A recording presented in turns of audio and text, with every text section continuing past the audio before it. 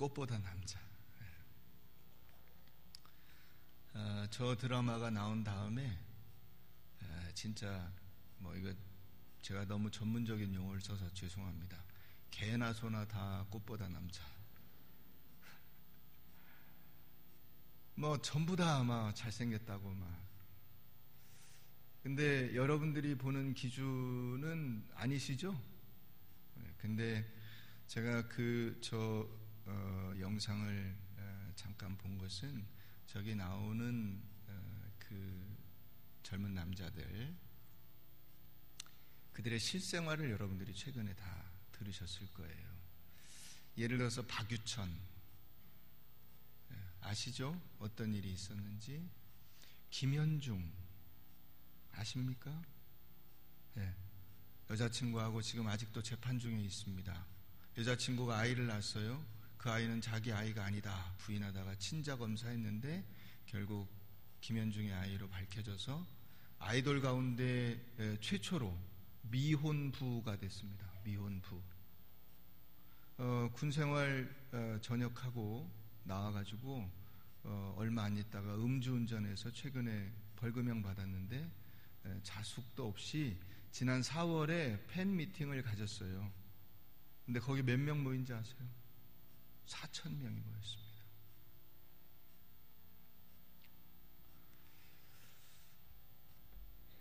그게 밖에만 그러냐? 그렇지도 않아요. 저 숙대 입구 옆에 있는 그 어떤 교회, 큰 교회 담임 목사가 교회 안에서 성추행으로 사회 지탄을 받았습니다. 그런데 그런지 그렇게 오랜 시간이 지나지 않아서 홍대 앞에 이름도 새로운 새 교회를 개척을 했습니다. 거기 개척 멤버가 몇 명인지 아세요? 1,200명입니다.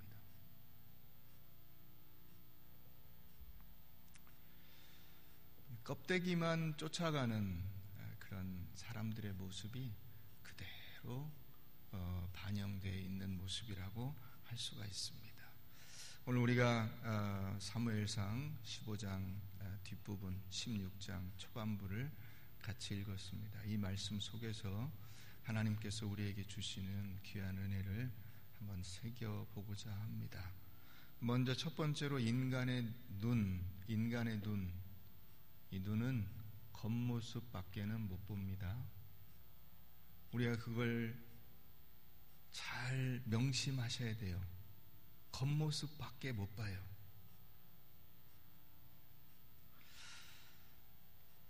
근데 이게 눈이 영을 압도하는 게 이게 사실 영적인 문제거든요. 눈이 영을 압도해요. 사람들은 그럼에도 불구하고 뭐라고 이야기하냐면 백문이 불여일견이다.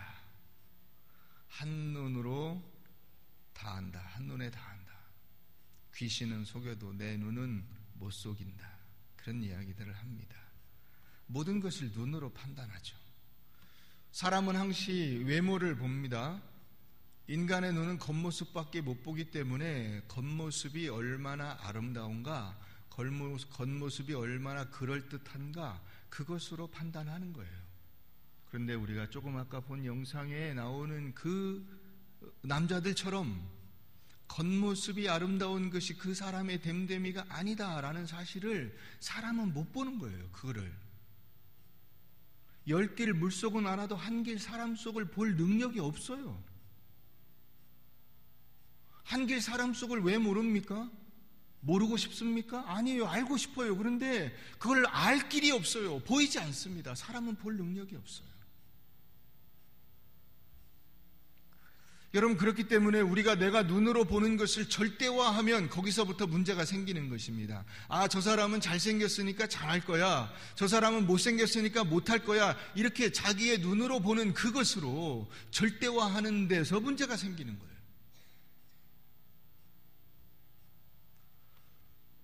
다윗 주위에 혹은 다윗 시대에 세 꽃미남을 우리가 들 수가 있어요. 첫 번째가 누구냐면 사울입니다. 사울은 사무엘상 9장 2절 말씀에 보면 이렇게 나와 있어요. 기스에게 아들이 있으니 그의 이름은 사울이요 준수한 소년이라 이스라엘 자손 중에 그보다 더 준수한 자가 없고 키는 모든 백성보다 어깨 위만큼 더하더라. 이스라엘 백성 중에 그보다 더 준수한 자가 없고 키는 어깨 위보다 더하더라. 여러분, 키가 제가 다른 사람의 어깨 정도밖에 안 닿으면 그 사람 키가 몇쯤 될까요? 한 190이나 2m쯤 안 될까요? 근데 뭐 기가 막힌 미남이라는 거야. 그렇게 키가 큰데. 사울의 종말을 아시죠? 또 한 명을 든다면 압살롬을 들 수가 있어요. 다윗의 아들입니다. 압살롬, 사무엘하 14장 25절 말씀에 압살롬의 그 외적인 모습을 나타내고 있는데, 온 이스라엘 가운데서 압살롬같이 아름다움으로 크게 칭찬받는 자가 없었으니 그는 발바닥부터 정수리까지 흠이 없었다. 그랬어요. 옆에 한번 보세요. 옆에 흠이 많죠? 뭐 눈은 작지, 코는 납작하지, 입은 삐뚤어졌지, 뭐 얼굴 윤곽, 그러니까 이게 구색만 갖추었지 우리가 원하는 모습이 아니에요. 구색만 갖추었어. 그냥 구멍만 이렇게 몇 군데 뚫려 있고. 압살롬 대단하지 않습니까? 정수리부터 발바닥까지 흠이 없대요. 근데 어떻게 됐어요? 아버지를 반역했어요. 반란을 일으켰습니다. 결국 나중에 죽게 되죠. 아도니아를 볼까요? 아도니아라는 이름 아세요? 역시 다윗의 아들인데요. 왕상, 열왕기상 1장 6절 말씀에 이렇게 돼 있어요. 그는 압살롬 다음에 태어난 자요, 용모가 심히 준수한 자라. 그의 아버지가 어찌하여 그리하였느냐고, 그의 아버지는 다윗입니다. 어찌하여 그리하였느냐고 하는 말로 한 번도 그를 섭섭하게 한 적이 없었다. 그러니까 외모도 잘났는데 그냥 잘 이렇게 이게 이쁘다 해가지고 잘 키워서 겉으로 볼 때는 아무 이상이 없는, 몸과 마음이 아주 참 넉넉한 그런 젊은이라는 거예요. 그런데 이 아도니아가 솔로몬이 왕 된 다음에 솔로몬에게 뭘 요청한지 아세요? 다윗이 노년에 다윗의 이 뒷수발을 들었던 그 여종이 있어요. 이를테면 후궁이죠. 다윗의 후궁, 그 후궁을 자기한테 달라 그랬어요. 인간 쓰레기입니다.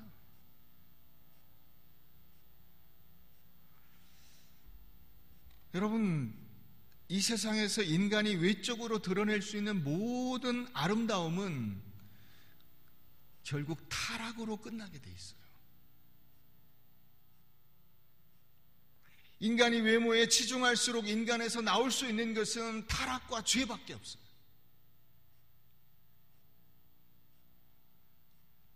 그렇기 때문에 인간의 외모만을 바라보는 우리의 눈은 우리를 타락하게 만드는 것입니다. 그것을 어디에서 우리가 발견하게 됩니까?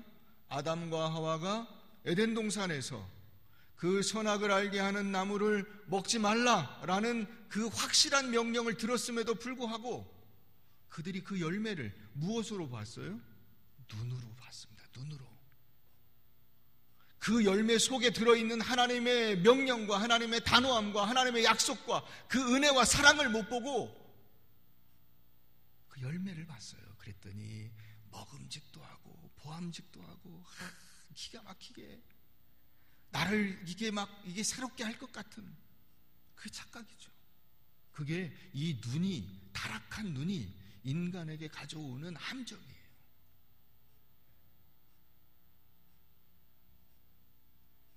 그러니까 죄는 눈으로 들어가서 마음에 자리 잡고 입으로 나오게 되는 것입니다. 여러분들이 무엇을 조심해야 되냐면 바로 이 눈을 조심해야 돼요.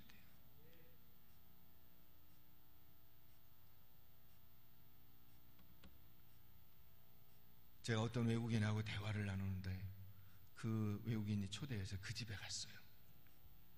이게 뭔 얘기하다가 이렇게 약간 그 야한 영상, 이 그림 같은 그것을 지나가게 됐어요.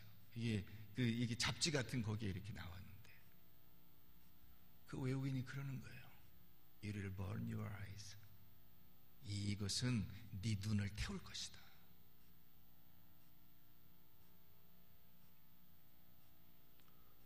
여러분, 하나님은 뛰어난 외모를 배격하시냐? 하나님은 못생긴 사람을 좋아하시냐? 아니에요. 그 얘기가 아니라 하나님은 이 껍데기, 이 외모라고 하는 이 포장지, 거기에 신경을 안 쓰신다는 거예요. 다윗도 보면 외모가 좋았어요. 네, 얼굴빛이 붉고 용모가 아름다웠습니다. 그러면 이게 뭔 얘기입니까? 다윗도 괜찮았는데요? 그 얘기가 아니고 이 사람의 외모는 껍데기거든요. 포장지예요. 여러분, 포장지가 좋다고 그 안에 있는 선물, 그 알맹이가 꼭 좋다는 보장이 있어요? 포장지와 알맹이는 아무 상관이 없는 경우가 많습니다. 그냥 신문지에 둘둘 말았는데 그 안에 귀중한 것이 들어있을 수도 있는 것이고, 아주 기가 막히게 포장을 잘했는데 아무 짝에도 쓸모없는 쓰레기를 받는 경우도 많습니다. 하나님이 지금 그 말씀을 하고 계시는 거예요. 너희들은 외모만 보지만은 나는 그 안에 무엇이 들어있는가, 그것을 본다.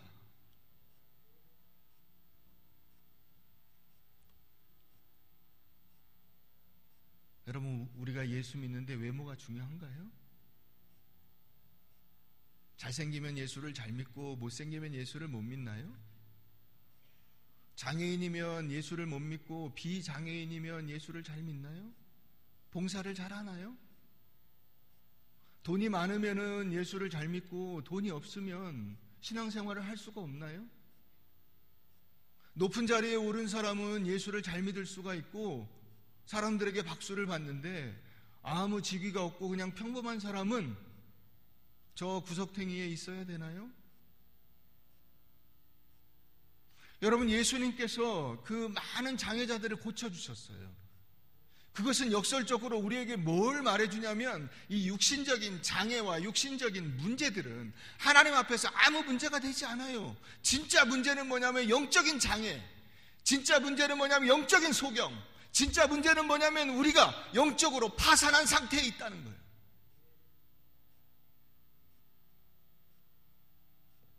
내 영혼이 빈털털인데 겉으로 보기에는 굉장히 훌륭한 것처럼 가장하고 있는 그것이 하나님 앞에서는 여지없이 드러나게 된다는 것입니다. 요한계시록 우리가 3장 한번 가보겠습니다. 요한계시록 3장.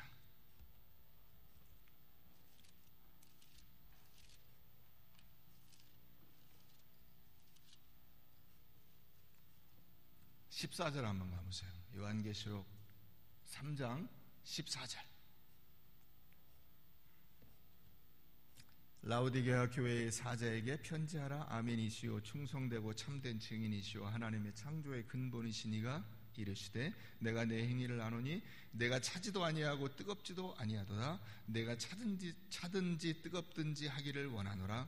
내가 이같이 미지근하여 뜨겁지도 아니하고 차지도 아니하니 내 입에서 너를 토하여 버리리라. 내가 말하기를 나는 부자라 부요하여 부족한 것이 없다 하나 내 곤고한 것과 가련한 것과 가난한 것과 눈먼 것과 벌거벗은 것을 알지 못하는도다. 내가 너를 권하노니 내게서 불로 연단한 금을 사서 부요하게 하고 흰옷을 사서 입어 벌거벗은 수치를 보이지 않게 하고 안약을 사서 눈에 발라 보게 하라. 물은 내가 사랑하는 자를 책망하여 징계하노니 그러므로 내가 열심을 내라 회개하라. 볼지어다 내가 문 밖에 서서 두드리노니 누구든지 내 음성을 듣고 문을 열면 내가 그에게로 들어가 그와 더불어 먹고 그는 나와 더불어 먹으리라. 여러분, 이 라오디게아 교회가 어떻게 착각을 하고 있었습니까? 나는 부자야. 내가 얼마나 돈이 많은지 부족한 게 없어. 이 정도로 예수를 믿으려면 이 정도로 복을 받고 예수를 믿으려면 이 정도로는 해야지. 그런데 하나님이 뭐라고 하시냐? 내가 얼마나 곤고한지, 얼마나 부족한지, 가련한지, 가난한지, 내가 눈이 멀었는지 벌거벗어 창피한 것을 모르고 있느냐?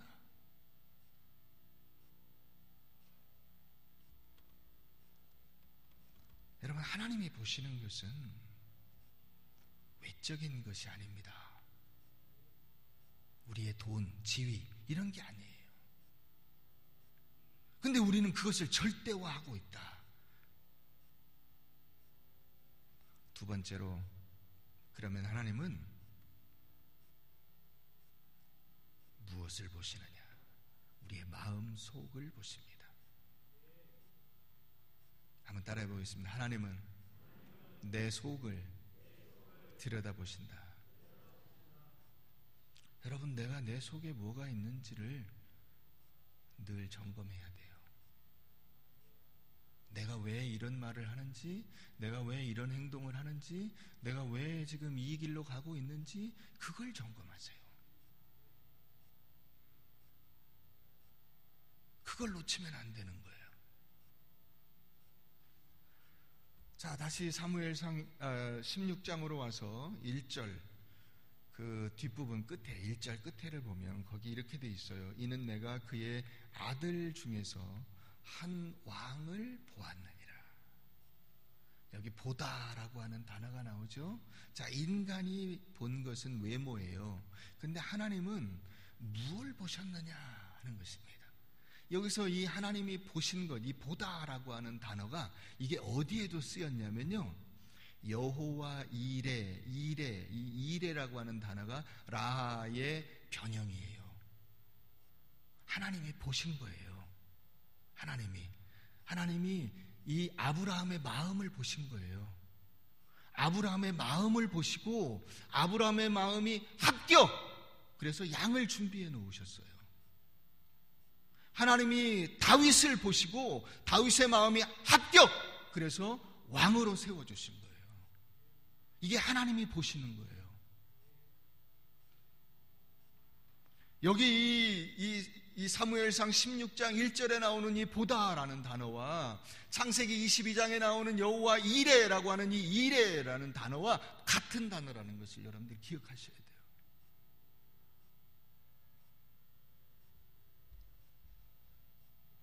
우리는 그런 분별력이 없잖아요.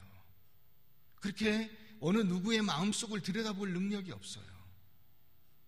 그래서 우리가 하나님 앞에 나가야 되는 거예요. 하나님의 지도, 하나님의 인도하심을 받고 하나님의 말씀, 그 약속된 하나님의 말씀, 겉으로 드러낸 하나님의 말씀, 하나님의 생각, 그것을 붙잡아야 되는 것입니다. 왜 우리가 말씀대로 살아야 되느냐? 세상은 껍데기로 이루어졌어요. 세상은 포장지예요. 그 포장지를 벗겨버리면 그 안에 뭐가 있는지 잘 몰라요.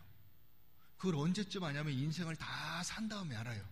아, 내가 헛된 데 내 노력과 인생과 시간과 물질을 낭비하였구나 하는 것을 나중에서야 아는 거예요. 그런데 여러분, 무수한 젊은이들이 그 똑같은 길을 가고 있는 거예요. 이게 얼마나 안타깝고 답답한 일인지.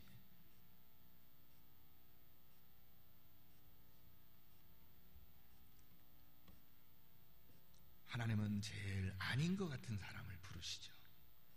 네, 제일 아닌 것 같은 사람. 믿음의 조상으로 누구를 부르셨어요? 아브라함을 부르셨습니다. 이 조상이라는 것은 후손이 있다는 얘기인데, 아브라함이 부름받았을 때 이미 아이를 낳을 수 없는 나이에 부름을 받은 거예요. 전혀 아닌 것 같은. 모세를 부를 때, 여러분, 모세를 이스라엘 백성의 지도자로 삼으신 거 아닙니까? 그런데 모세는 이미 40살에 지도자감이 아니라고 다 이게 판단을 내려서 도망가 버렸어요. 지도자감이 아니에요. 그런데 그 모세를 하나님이 부르십니다. 그 예수님의 제자들을 보세요. 제자감이 있어요, 그 가운데? 우리가 보통 그런 말을 하죠. 깜이 아니라고. 깜이 아니에요. 그런데 그 못 배우고 출신도 보잘것없고 할 수 있는 것들이 없는 이 사람들을 하나님께서 부르셔서 그 능력 부어주셔서 하나님의 뜻대로 쓰임받을 수 있게 만들어주시는 것입니다. 왜냐하면 하나님이 그 마음을 보셨기 때문이에요. 그 마음을 보셨기 때문에. 그럼 예수님은 어떻습니까?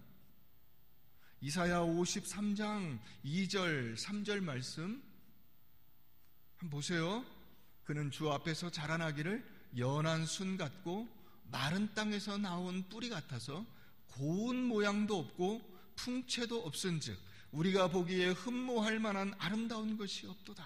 그는 멸시를 받아서 사람들에게 버림받았으며 간고를 많이 겪었으며 질고를 아는 자라 마치 사람들이 그에게서 얼굴을 가리는 것 같이 안 봤으면 좋겠어. 멸시를 당하였고 우리도 그를 귀히 여기지 아니하였도다.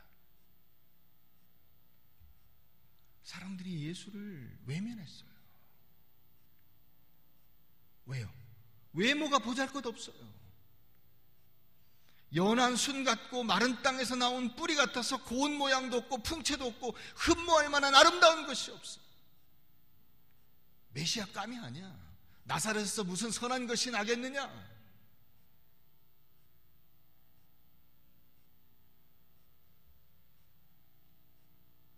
여러분, 우리가 예수를 볼 때 그렇게 보는 경우가 많이 있어요.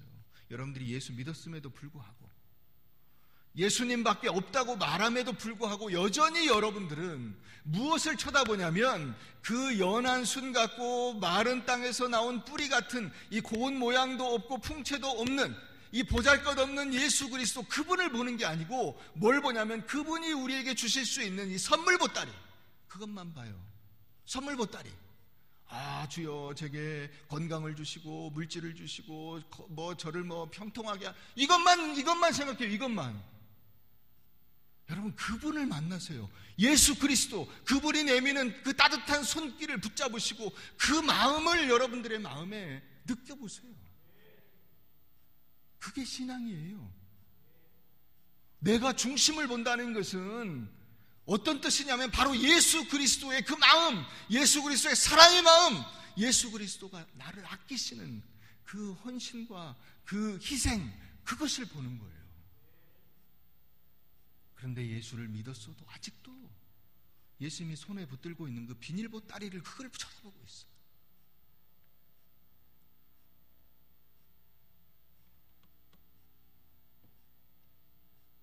막내 다윗이 왕이 됐습니다. 위로 형이 7이 있어요. 사무엘이 맨 그 맏형 엘리압을 딱 보고 왕이 될 제목이야. 왕이 될 제목. 야, 여기 이렇게 좋은 인재가 있었네 라고 생각을 했다 그랬어요. 그 아버지인 이새도 아마 그렇게 생각을 했을 거예요. 그런데 아니고 해서 다 끝났어요. 집에는 더 이상 아들이 없어요. 더 이상 아들이 없어요 하고 물어보니까 막내가 저 들판에 가 있습니다.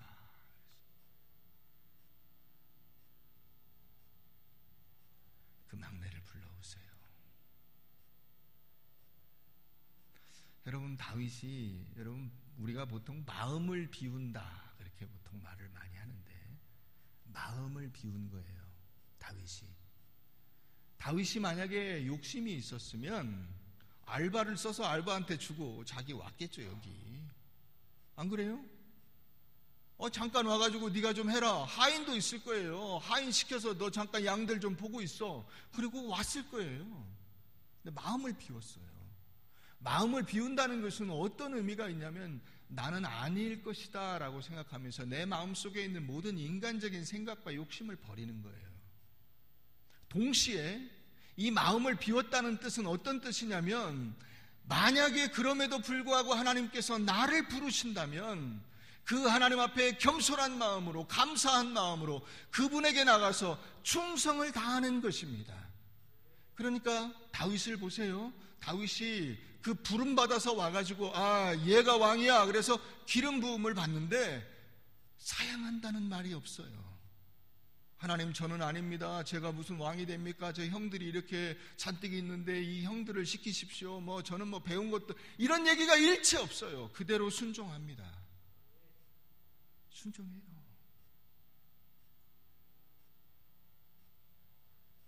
이것을 믿음이라고 하는 것입니다. 믿음은 겸손함으로 하나님 앞에 나아가는 거예요. 하나님이 나를 부르시면, 하나님께서 나를 쓰신다고 나를 부르시는구나, 감사합니다. 저 같은 부족한 것도 하나님이 불러주시니 너무나 감사합니다. 하나님, 제가 잘할 수 있을런지 모르겠습니다. 그리고 하나님 앞에 꿇어 엎드리는 것이, 그것이 믿음이에요. 그것이 헌신이에요. 그것이 충성인 줄로 믿으시길 바랍니다. 세 번째, 선택의 영광. 여러분, 이 선택의 영광은 우리가 어떻게 표현해야 될까요?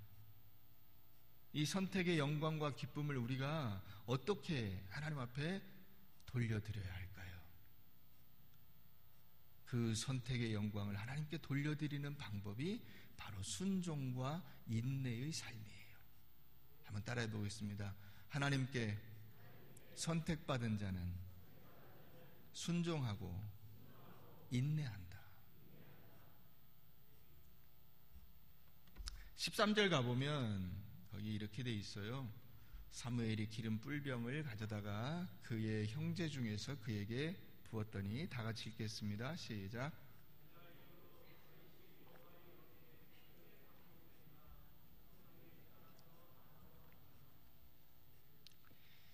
선택이 영광인데 이 영광을 무엇으로 감당하냐면 하나님의 성령이 강림하셔서 그 성령의 은혜를 힘입어서 순종과 인내로 그 선택의 영광을 내가 하나님 앞에 돌려드리는 거예요. 선택과 능력은 같이 갑니다. 하나님은 선택하시면 선택하신 자에게 능력을 부어주세요. 그것을 감당하게 해주십니다. 우리가 가끔 그런 고백을 하지 않습니까? 참 정말 부족한데 제가 정말 하나님이 주신 은혜로 감당했습니다 라고 이야기하는 경우가 있어요. 그것이 그냥 교만을 가장한 겸손의 표현이 아니고 진짜로 마음속에 생각한다면 사실이에요. 부족한데, 너무나 보잘것없는데 그럼에도 불구하고 하나님이 나한테 하라고 하시니까 최선을 다해서 하긴 했습니다마는 내세울 게 없습니다. 하나님 죄송합니다. 그게 우리 신앙의 고백이지 않습니까? 여러분, 이렇게 사명을 감당하려고 하는 사람이 가야 될 길이 어떤 길이냐? 그게 바로 고난의 길이에요. 고난의 길. 한번 따라해 보겠습니다. 하나님께서 택한 사람이 가야 할 길은 고난의 길이다. 고난의 길이. 예수님께서 공생애를 시작하셨습니다. 세례 요한에게 세례를 받으시고 나니까 성령이 비둘기같이 내려왔어요. 그래서 이는 내 사랑하는 아들이요 내 기뻐하는 자니라.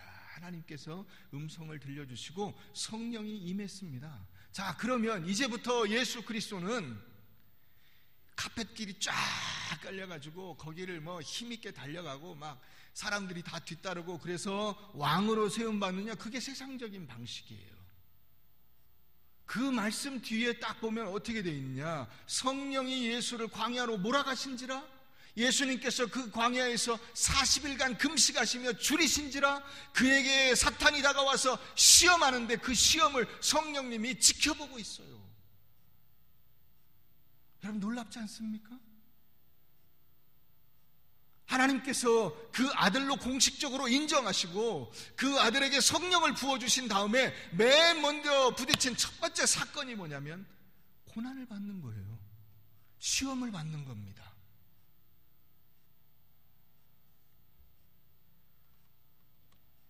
고난이 왜 오느냐? 예수 믿으니까 오는 거예요. 고난이. 목사님, 저는 예수 믿으면 다 모든 게 형통할 줄 알았는데 왜 저에게 이런 시련을 주시나요? 예수 믿었기 때문에. 내가 하나님의 자녀가 되었기 때문에. 그게 예수님이 가신 길이에요. 히브리서 5장 우리 한번 가보겠습니다. 히브리서 5장 한번 가보세요.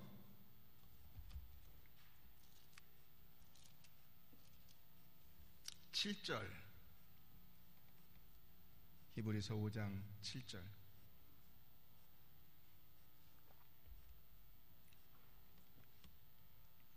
그는 육체에 계실 때에 자기를 죽음에서 능히 구원하실 이에게 심한 통곡과 눈물로 간구와 소원을 올렸고 그의 경건하심으로 말미암아 들으심을 얻었느니라. 다 같이 읽습니다.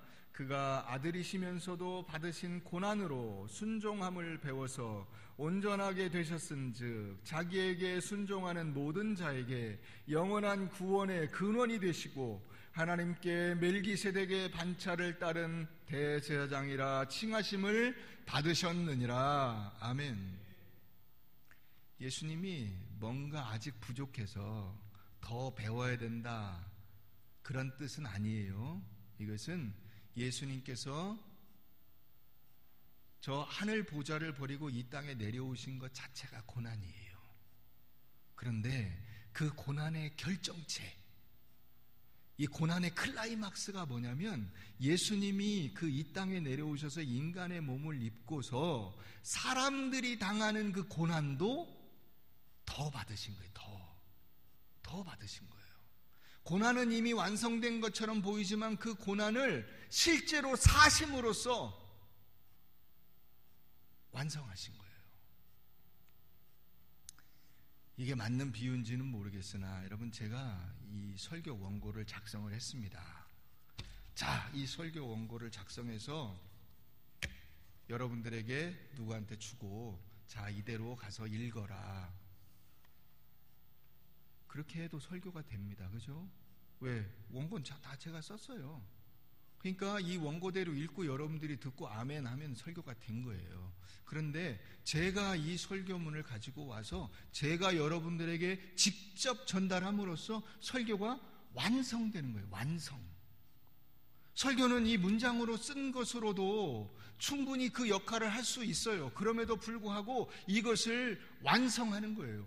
여러분들이 이 땅에 하나님께서 선택하셔서 보냄을 받았어요. 보냄을 받았는데 여러분들의 앞에 이 그리스도인으로서 살아가는 그 삶을 여러분들이 직접 한 걸음 한 걸음 한 걸음 살아가면서 그것을 살아냄으로써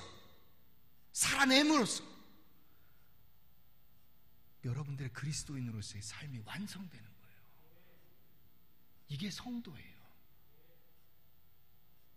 예수를 믿는다는 것은 바로 이거예요. 예수님께서 그렇게 하셨다는 거예요. 저 하늘 보좌를 버리고 이 땅에 내려오신 것만 해도 너무나 은혜스럽고 감지덕지하고 정말 우리가 황송하여 어떻게 할 바를 알지 못하겠는데, 더 은혜스러운 것은 그분이 직접 십자가를 지시고 고난을 받으시고, 그래서 모든 고난받는 자의 모범이 되시고 우리로 하여금 그분을 바라보면서 위로와 힘과 영원한 생명을 얻을 수 있도록 그 일을 마무리 딱 지으셨다는 거예요.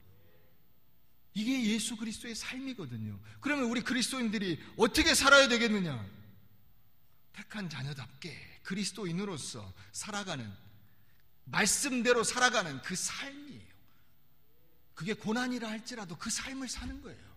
예수 믿는 사람답게 사는 거예요. 여러분, 가정에서 예수 믿는 사람답게 사세요. 직장에서 예수 믿는 사람답게 사세요. 우리가 신앙생활을 예수 믿는 사람답게 사는 거예요. 그게 바로 예수님이 이 땅에서 받으신 고난이에요. 그게 사람들의 말도 안 되는 공격을 받으면서 예수님의 말을 이해도 못하는 그 유대인들과 서기관들과 바리새인들의 그 이야기에 이 많은 모멸과 모욕을 받으면서, 그러면서도 그 길을 묵묵히 걸어가시고 마지막에는 그들로부터 최후의 공격을 받아 십자가에 달려서 죄인이 되어 사형수가 되어 그 죽으시는 그 과정을 묵묵히 감당하신 거예요. 여러분, 나이가 많습니다. 몸이 불편합니다. 경제적으로 어렵습니다. 여러 가지 어려움들이 있습니다. 질병이 있습니다. 여러분, 그 과정을 우리가 살아가는 거예요. 예수님을 따라서 묵묵히 그 길을 걸어가는 것입니다. 여러분, 다윗이 이 지금 16장에서 기름 부음을 받고요, 진짜로 왕이 되기까지 몇 년 걸렸는지 아세요? 최소한 10년 이상 사울에게 쫓겨다니면서 죽을 고비를 넘겼어요. 왕인데 10년 동안 쫓겨다니는 거예요. 왕인데 아무 힘도 없는 거예요. 왕인데 그 앞에 왕한테 그 창이 이 목 앞으로, 눈 앞으로 다가오는 그 두려움과 공포를 겪는 거예요. 얼마나 무서우면 미친 척하면서 목숨을 구걸했겠습니까? 여러분, 다윗의 인생의 핵심은 어디 있냐면 바로 그 왕으로 기름 부음을 받은 다음에 왕이 되기까지의 그 고난의 과정 속에 있는 거예요. 그것이 다윗의 인생의 핵심이에요. 우리의 인생의 핵심은 어디 있냐면 내가 그리스도인이 된 다음에 하나님의 나라에 가기까지 그 진정한 왕으로서 하나님과 함께 왕노릇하면서 그 나라에서 누릴 영광을 누리기까지 당하는 이 고난과 실천의 삶을 사는 거예요. 그게 우리 인생의 핵심이에요. 이것을 모르고 예수 믿으면 하나님이 물질의 복도 주시고 건강의 복도 주시고 여러분, 하나님의 그 손에 있는 그 비닐보따리 그거 쳐다보지 마시고 하나님을 보세요. 하나님의 그 마음을 보세요. 하나님의 따뜻한 손을 붙잡으면서 따뜻한 그 하나님의 손길 속에 여러분 눈물을 한번 흘려보세요.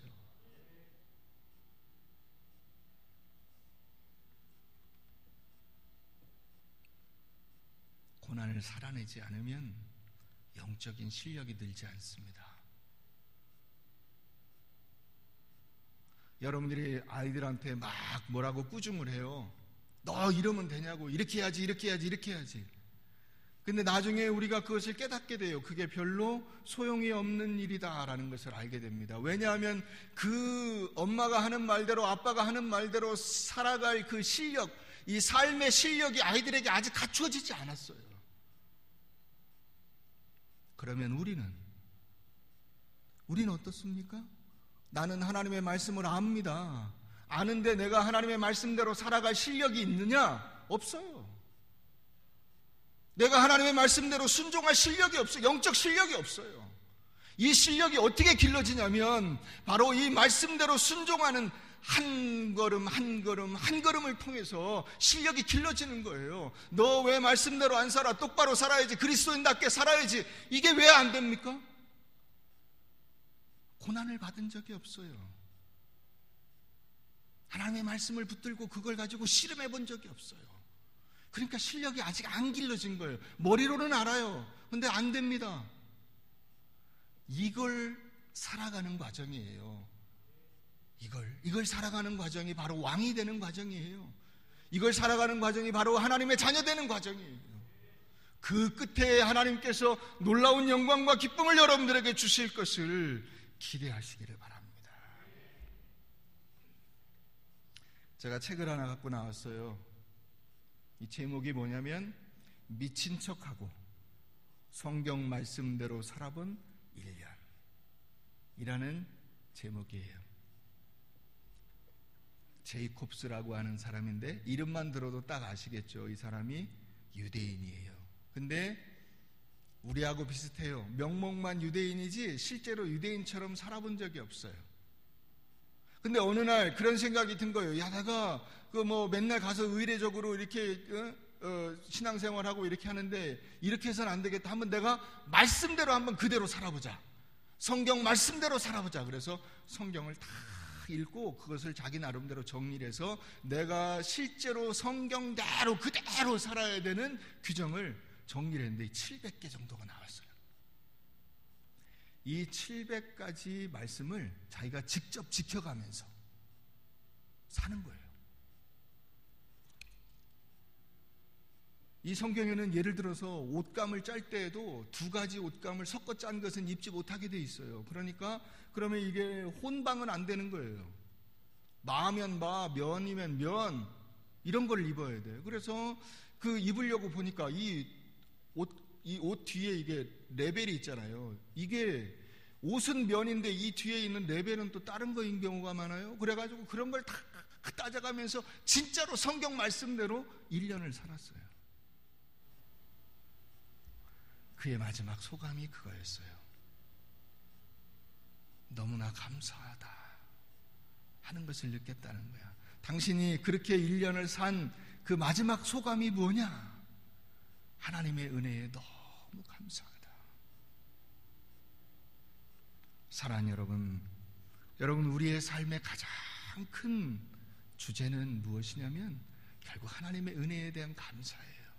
나를 선택해 주시고 나로 하여금 그 고난의 길을 걸어가는 동안에 절대로 나를 내버려 두시지 않고 나에게 오셔서 나와 동행하시며 성령으로 능력으로 채워주시고 내게 풍성한 은혜를 베풀어 주신 것, 그것이 너무나 감사한 거예요. 여러분들의 삶에 감사하면서 여러분 이번 한 주간도 하나님의 말씀대로 힘있게 살아 그 고난의 삶을 여러분들의 삶 속에서 아름다운 진주로 만들어 갈 수 있기를 주의 이름으로 축원합니다.